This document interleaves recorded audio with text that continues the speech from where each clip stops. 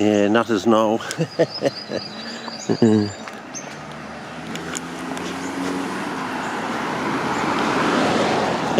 Yeah, alternate plans.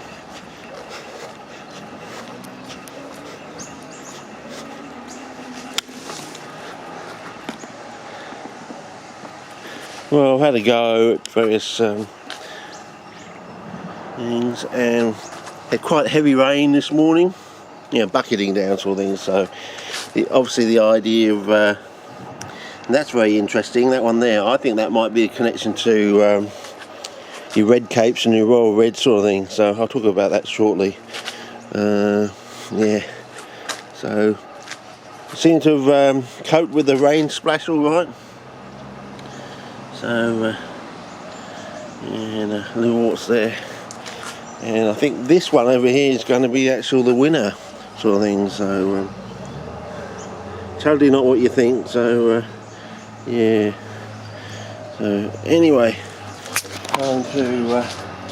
I'm undercover today because it's bucketing down earlier, and I thought I'd go undercover here and let's just quickly. Are we still on Spot Cullen? Yes, we are. Good, because I want to just show you something I found in the old Charley-DARWIN here.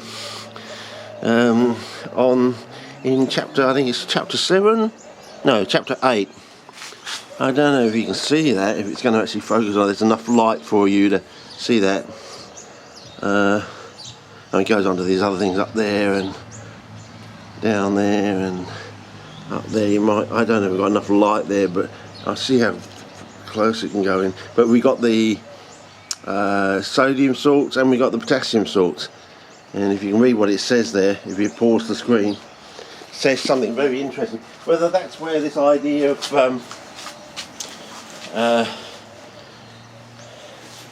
they don't like the NPK, they don't like sort of the NBK nutrient, or whether it's just come from the K sort of thing like there, and they've sort of extended it over to the N and the P sort of thing. But yeah, got this bucket of coir here. I don't know, probably the colours are out on that, I don't know.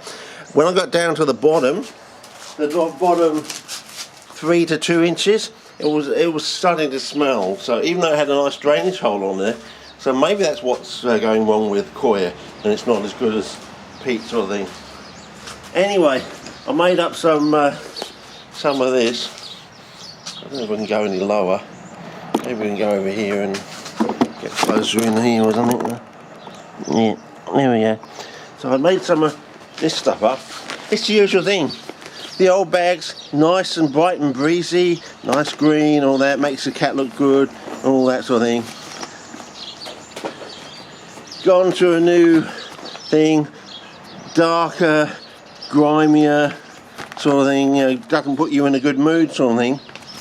And I said, my partner doesn't like me using the word sheeple, but Artie says it's okay to use Dummschützen. So, usual thing, these Dummschützen, it's almost like they've gone through life and learnt absolutely nothing. Oh yeah, and by the way, I was, moving up a whole load of rickaroonies sort of things. So. But that's why I sound a bit short of breath sort of thing. I went for a walk as well. Anyway, we've got this nice purple bucket. Hopefully it's picking up the purple. You can melt holes in, or you can just drill it with a 6mm drill bit. So basically I'm coming to the conclusion of so it's 6mm wide, and the drill bit is 6mm in diameter. I just go like 1, 2, 3 basically, you know, to about so 3, 6 to 18, almost 2 centimeters. Anything sort of under or just up to an inch, I would say, because an inch is like 2.25 centimeters. I can't remember. 2.23. I can't remember now what it is, but you want to look it up. So we've got a nice little hole in there in the bottom there that will allow the. And I've got this newspaper cellulose, and what I've done with this is you hang on. I better get you. I'll just get you the toe.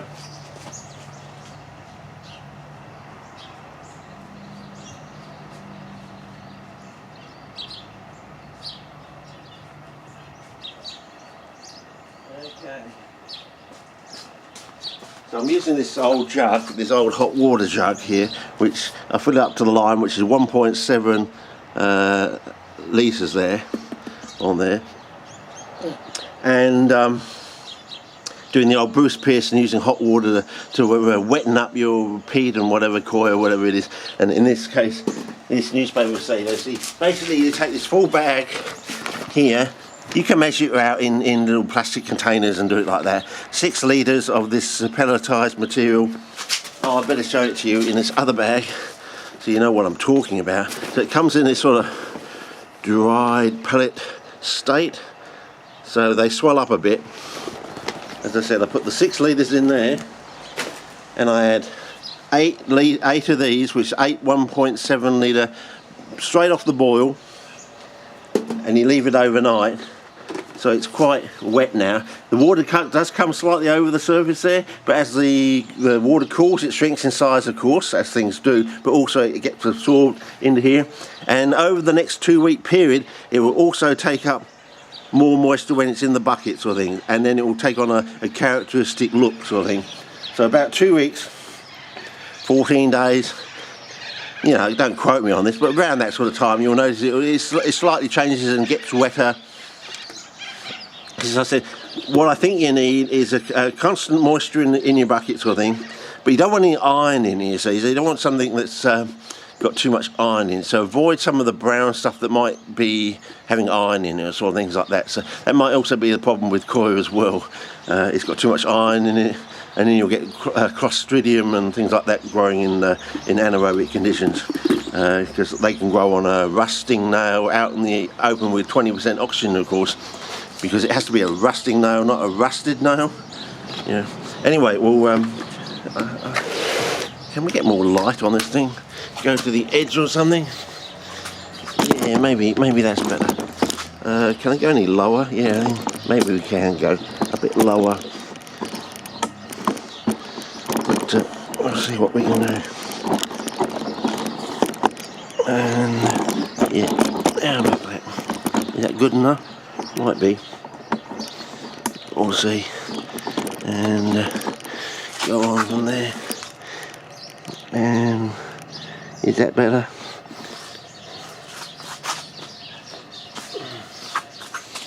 And we can probably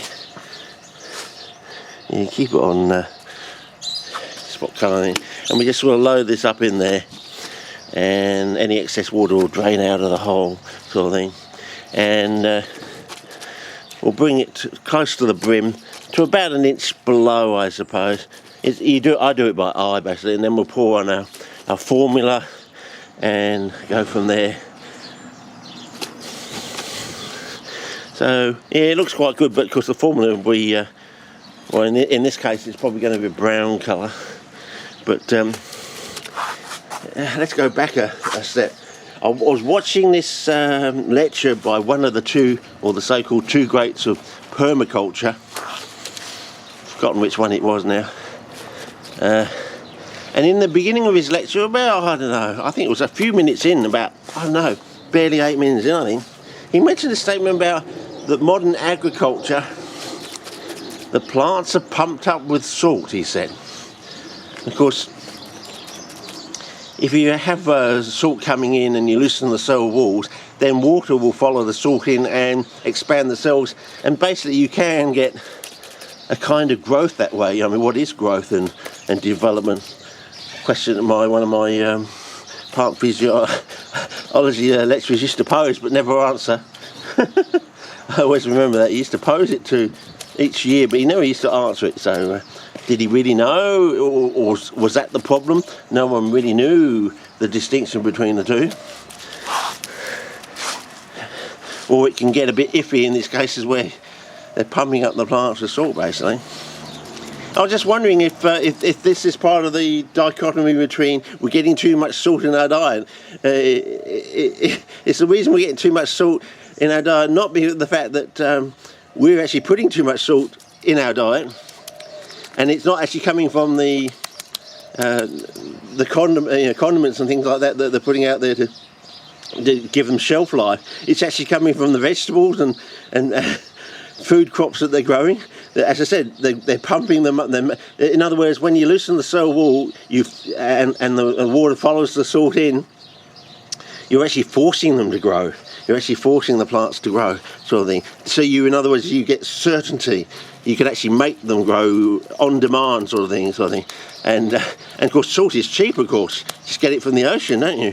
So, and you use the sun. You use the sun to do all your work for you, to dehydrate it down, sort of thing. So I think this might be about where a little bit more. Of course, it's going to go down a bit. What you can do, you can put too much on and then take it off afterwards. So in other words, you put it on, you let the water drain out a bit, and then you take off what you don't need, sort of thing, and get it down to the level. So that might be a wiser idea, is to fill it all the way up, let all the excess water go out through the bottom of the bucket, and then you just take off the excess off the top, ready to put your formula on, sort of thing, and do that sort of thing. But it would be nice to actually have a formula that it's got this nice sulphide-y grey look to it, because there's a lot of sort of grey sands over in WA. And as I said, one of the remarkable things, I was saying to my hairdresser today when I was getting another haircut, only a couple of months after my last one, ready for jury duty. As I said, they say it's like 6 weeks, but if you get a murder trial that goes for 4 weeks at the end of it, that 6 weeks could blow out to 10 weeks, sort of thing. So basically, the whole this year's CP season, basically, apart from weekends, but you might be too buggered on the weekend or you might be, as I say, locked up in a room for the weekend or something, living on pizza or something, and during your deliberations or sort of thing. I don't know, but we'll see what happens. But I'll probably keep you informed. Apparently, anything in the courtroom is you're able to discuss because it's on public record. But anything behind the scenes, in the deliberation room, you can't talk about. So I don't know whether you can't talk about it forever or just during the period of the trial. But I suppose we're going to find all that out in the coming days, sort of thing. And I'll be able to tell you more on a future video, sort of thing, how things are going, so on and so forth, sort of thing.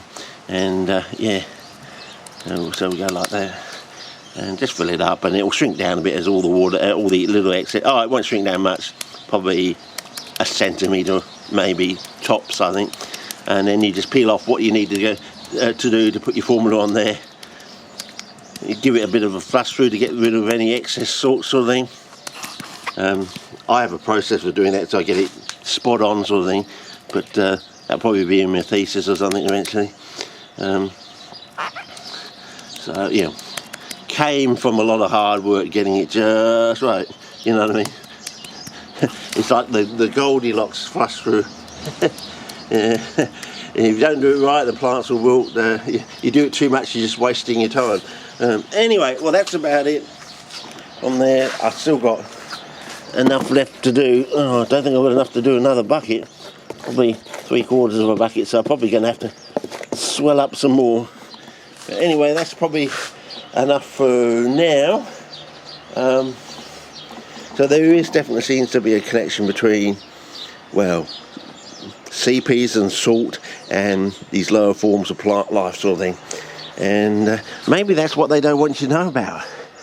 And maybe that's why they're trying to shy you away from these plants, because if you make that connection, you'll make the connection with what's really going on in the horticultural world, and ruin their fun and games, basically. And you'll realise that maybe this... I mean, it just seems strange they talk about this salt when the Romans used to actually pay their troops in a salary, with salt. It was that important to being a robust, strong person. So yeah, makes you wonder if we're all a bit insipid and a bit, what's the word I had the other day? Well, it's just gone out of my head, but there's another word for lacking energy and it just went through my head now and I lost it. Bugger. couldn't grab onto it. Okay, anyway, enough for this one, I think, and I'll come back when I put the formula on and got it ready, and we'll see how we go, sort of thing. Okay, over and out, see ya.